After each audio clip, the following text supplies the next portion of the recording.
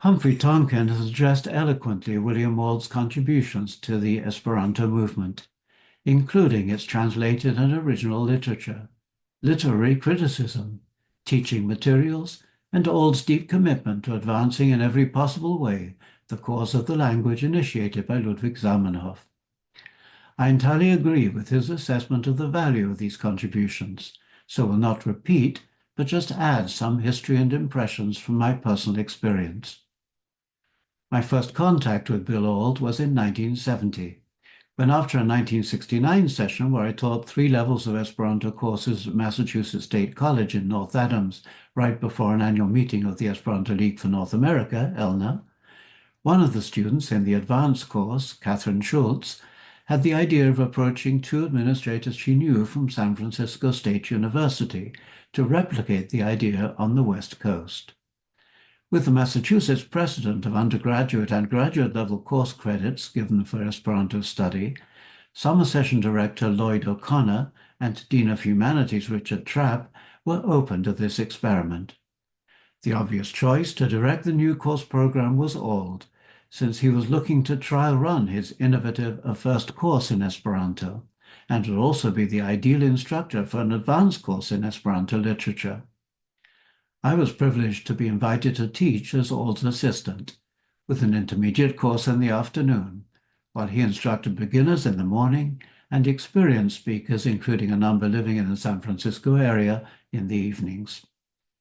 This arrangement lasted for several years, since Auld himself was a huge success, both as an instructor and in his extremely personable relationships with the students and the university administrators. He established the precedent for a program that developed and would last for 30 years at SFSU, and continues in modified form to this day as the Nordamerica Esperanto Cursaro, NASC.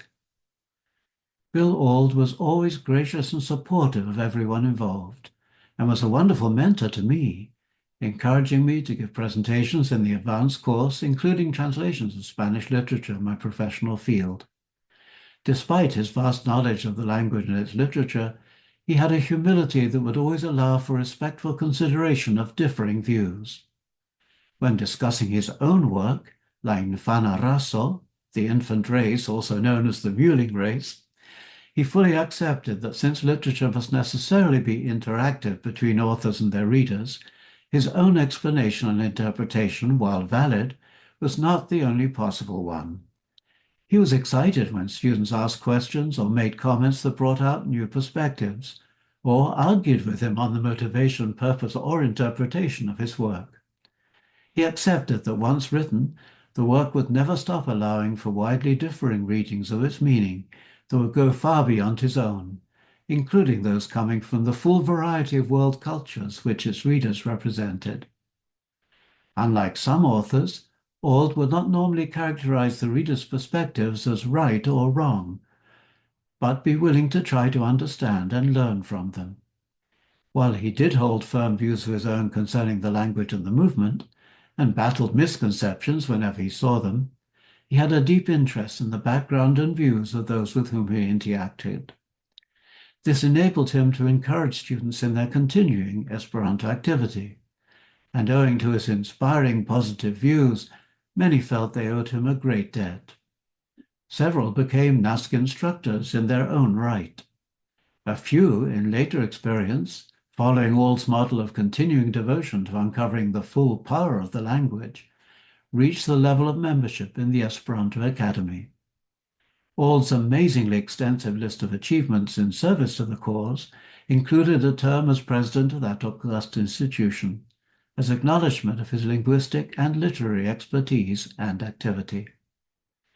Auld early trained himself to master the language, not only by reading its literature, but as a student by writing all his notes from his university lectures in Esperanto.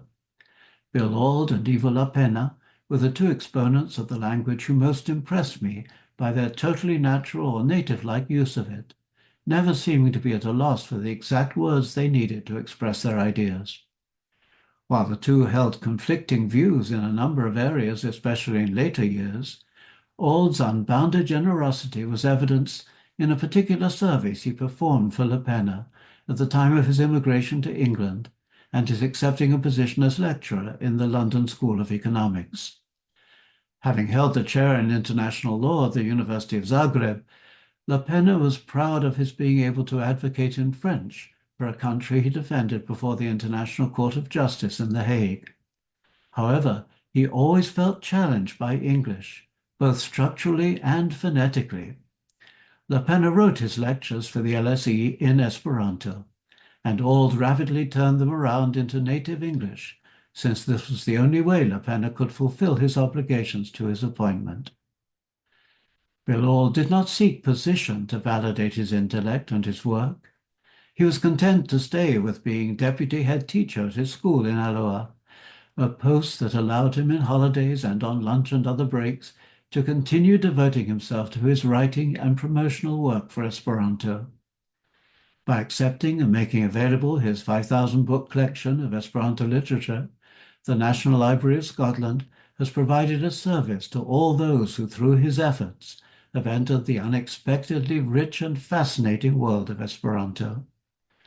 Those who have been privileged to be guided by his example have been inspired through his disciplined focus,